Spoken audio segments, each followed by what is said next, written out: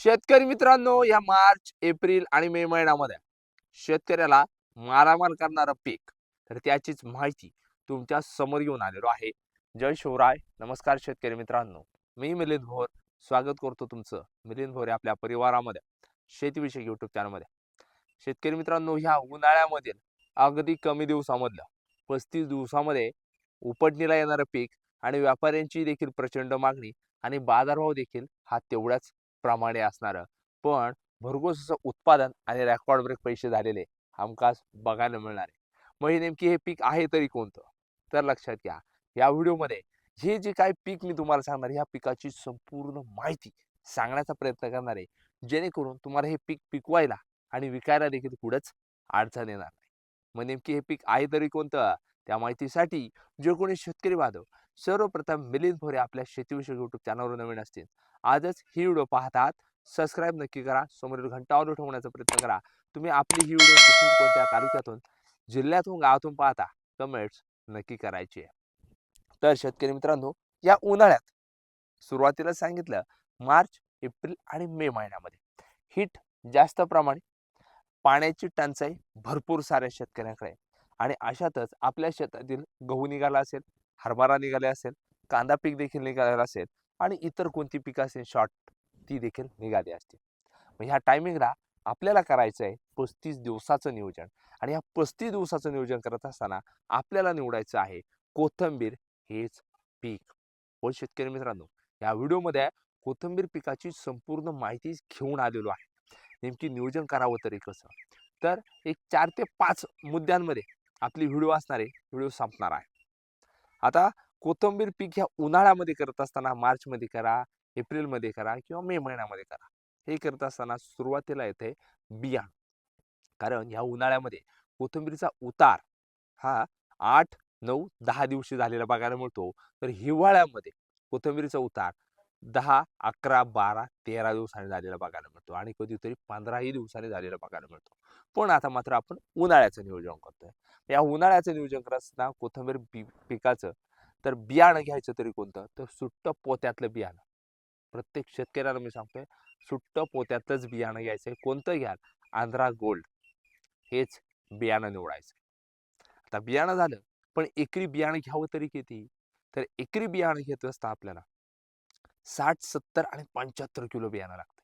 त्याचं कारण आपल्याला पेरणी करायची नाही अजिबात. आपल्याला हाताच्या साहाय्यानेच बी फोकायचंय आणि त्यानंतर राहाळणी करून घ्यायची. असंच नियोजन आपल्याला करणं गरजेचं आहे. उन्हाळ्यामध्ये कोथिंबीर पीक घेत असताना पेरणी करू नका हाताच्या साहाय्यानेच. सुट्ट पोत्यातलं कोणतं? आंध्रा गोल्ड हेच बियाणं घ्या.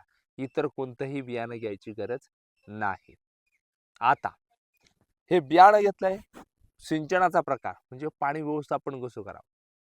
पाट पाणी देखील महत्वाचं आहे. स्प्रिंकलर रेन पाईप देखील तितक्याच ताकदीचे महत्वाचे आहे. आता तुम्ही म्हणाल कसं? एकरी बियाणं 60 ते 70, 75 किलो टाकलं, काही शेतकऱ्यांना हात पातळ दाट राहतो, त्यामुळं मागं पुढं होतं. राहाळणी करून घ्यायची, वाफा पद्धत करायची, त्यानंतर इथं रेन पाईप टाकून घ्या किंवा स्प्रिंकलर लावून घ्या. पण पहिलं पाणी देत असताना पाट पाण्यानेच पाणी द्यायचं, जेणेकरून माती आड तुमचं बी जाणार आहे आणि एक नंबर काम होणार आहे. आता लक्षात घ्या, त्यानंतरची पाणी आपल्याला दिवसाआड द्यायची किंवा दररोज द्यायची. स्प्रिंकलरनी रेन पाईप देत असाल तर जोपर्यंत कोथिंबीर उतरून येत आहे तोपर्यंत पाणी आपल्याला देत राहायचं. आता मात्र सर्वात महत्वाचं येते, उन्हाळी कोथिंबीर मार्च एप्रिल महिन्यामध्ये करत असाल तर तणनाशक, तण नियोजन, तणनाशक फवारणी ही करते वेळी आपल्याला काय करायचंय? टर्गा सुपर आणि गोल. कोथिंबीर पिकाला तणनाशक फवारणी कोणती करावी, कधी करावी, कोणती करायला पाहिजे, ह्या संबंध सोशल मीडियावर पहिली व्हिडिओ बनवणारा मी मिलिंद भोर युट्यूब चॅनल आहे. त्यामुळं कोथिंबीर पिकाला 4थ्या दिवशी पाणी भरा, 5व्या दिवशी सकाळी किंवा दुपारच्या टायमिंगला उन्हात टार्गा सुपर आणि गोल, टार्गा सुपर 20 मिली आणि गोल 20 मिली घेऊन याचीच आपल्याला फवारणी करणं गरजेचं आहे. आता लक्षात घ्या, रान ओलं असणं गरजेचं आहे, तरच या फवारणीचा सुंदर रिझल्ट आलेला बघायला मिळणार आहे. आता सर्वात महत्वाचं म्हणजे आपल्याला लगेच दुसऱ्या दिवशी पाणी सोडणं गरजेचं आहे. 4थ्या दिवशी पाणी भरलं, 5व्या दिवशी तणनाशक फवारणी केली, एक दिवस जाऊन द्यायचा आहे. 7व्या दिवशी आपल्याला परत पाणी भरणं गरजेचं आहे. त्यानंतर सर्वात महत्वाचं येतं शेतकरी मित्रांनो, कोथिंबीरीचा 100% उतार झालेला आपल्याला बघायला मिळणार आहे. कारण तणनाशक फवारणी झाल्यानंतर जे दुसरं दिवस जो आपण मोकळा ठेवतोय, तर यानंतर आपलं जे पाणी जाणार आहे म्हणजे साधारणपणे 8व्या दिवशी, तर 8व्या दिवशीच पाणी भरल्यानंतर आपल्याला कोथिंबीर दिसून उगवून आलेली दिसणार आहे किंवा 9व्या दिवशी 10व्या दिवशी दिसणार आहे. पण ह्या 100% उतार झाल्यानंतर पुढचं जे पाणी आपण देणार आहोत, या पाण्यामध्ये आपल्याला साध्यातलं साधं बुरशीनाशक पाण्यातून सोडायचं आहे. 22 सोडा, मेटॅलिक जे सोडा, साप पावडर सोडा, साध्यातलं साधं बुरशीनाशक खालून जमिनीतून जाऊन द्यायचं. त्यानंतर महत्त्वाचा विषय येतोय कोथिंबीर पिकाला आपल्याला एक महत्त्वाची साधी फवारणी.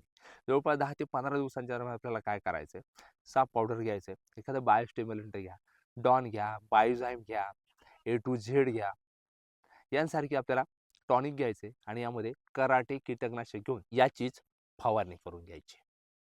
विशेष म्हणजे ही फवारणी झाल्यानंतर पुढचं पाणी दिल्यानंतर आपल्याला काय करायचं की 24-24 या खताचा पातळ हात द्यायचा आहे.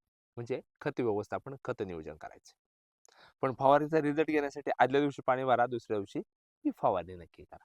आता त्यानंतर आपल्याला जे खत टाकायचं आहे ना, तो खत कसं टाकायला लक्षात घ्या.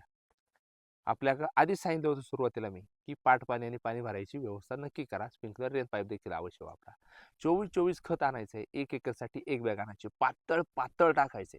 पण लक्षात घ्या आपल्या कोथिंबीरच्या पानांवर खत अजिबात उडून द्यायचं नाही किंवा राहून द्यायचं नाही. जर राहिलं तर टीक पडणे, पिवळं पडणे, स्क्रॉचिंग मारणे ही समस्या येणार आहे. त्यामुळे 24-24 खत हे टाकल्यानंतर वाफा गच्च भरायचा. म्हणजे कोथिंबीर खाली राहिली पाहिजे, पाणी त्याच्यावर राहिलं पाहिजे. शक्यतो तुम्ही काय करा, पाटपाण्याने देखील पाणी द्या किंवा स्प्रिंकलर रेन पाईपाने जास्त वेळ पाणी ठेवायला विसरू नका. त्यानंतर फुटवा, ग्रीनरी, शायनिंग, काळोखी क्वालिटी जबरदस्त येणार आहे. पण अजून एक महत्त्वाची फवारणी काय करायची आहे का, जोमदार जबरदस्त वाढ, फुटवा असेल, काळुकी असेल किंवा टीक पडणे, पिवळी पडणे, कोथिंबीर जोमदार वाढ दिसून येत नाही, यासाठी काय करायचं आपल्याला, रेडोमिल गोल्ड घ्यायचं, 18-24 हे खत घ्यायचं, त्यामध्ये मेगाफॉल घ्यायचं किंवा बायोटाईप्स हे देखील घेऊ शकता आणि अलिका हे कीटकनाशक घ्यायला विसरायचं नाही. आणि हीच महत्त्वाची फवारणी कोथिंबीर पिकाला करायची. त्यानंतर येतोय कोथिंबीर पिकाची शेवटची फवारणी. आता शेवटची फवारणी कशी आहे, प्लेन जिबरेलिक ऍसिडची फवारणी करायची आणि वाटल्यास एखादं कीटकनाशक यामध्ये टाकायचं आणि सर्वात महत्त्वाचं म्हणजे याच्यात आपल्याला घ्यायचं आहे सिलिकॉन. शेवटची ही महत्त्वाची फवारणी करा आणि कोथिंबीर पीक उपटून बाजारामध्ये विकून या किंवा जागच्या जागी तुम्हाला पेंडीला बाजारावर मिळतोय किंवा कॅरेटमध्ये शेतकरी जागेवर देखील व्यापारी येतोय किंवा तुम्ही उठून मार्केटला देखील घेऊन जाऊ शकता आणि शेकड्याला तुमचा हा बाजारभाव ठरणार आहे. मिनिमम सांगतो तुम्हाला 10 रुपये प्रति पेंडीला जरी बाजारभाव मिळाला तरी उन्हाळ्यात कोथिंबीर पीक हे परवडतंच. कारण कोथिंबीर पीक उन्हाळ्यात सक्सेस करणं जोक नाही. त्यामुळे शेतकरी मित्रांनो, उन्हाळ्यात तुमच्याकडे पाण्याचं नियोजन असेल, थोडंफार पाणी असू द्या, स्प्रिंकलर रेन पाईप असू द्या, याच्यावर हे नियोजन करायला अजिबात विसरायचं नाही. आणि या मार्च, एप्रिल, मे महिन्यामध्ये मला मानवायचं असल्यास ते 35 दिवसामध्ये कोथिंबीर पीक करायला अजिबात विसरू नका. धन्यवाद. जय जवान, जय किसान. अजून देखील मिलिंद यूट्यूब चॅनलला सबस्क्राईब केलं नसेल ना, सबस्क्राईब नक्की करायचे. समोर घंटा ऑल ठेवण्याचा प्रयत्न करायचा आहे. त्याचं कारण मिलिंद यूट्यूब चॅनलवर आपण संपूर्ण पिकांच्या व्हिडिओ विथ प्रॅक्टिकलमध्ये बनवण्याचा प्रयत्न करतो आणि शेतकऱ्यांपर्यंत पोहोचवण्याचा प्रयत्न करतो. इथून मागे झालं होतं काय की भरपूर दिवस आपल्या चॅनलवर व्हिडिओ नव्हत्या, थोडासा आजारी असल्या कारणामुळे मला त्या बनवता आल्या नाही. त्यामुळं आता इथून पुढे टप्प्याटप्प्यानुसार प्रत्येक पिकाचे व्हिडिओ आपण घेऊन येण्याचा नक्की प्रयत्न करणार आहे. त्यामुळे तुमचं सहकार्य नक्कीच राहू द्या. धन्यवाद. जय जवान, जय किसान. आणि तुम्ही आपली ही व्हिडिओ कुठून, कोणत्या तालुक्यातून, जिल्ह्यातून, गावातून पाहता, कमेंट्स नक्की करा.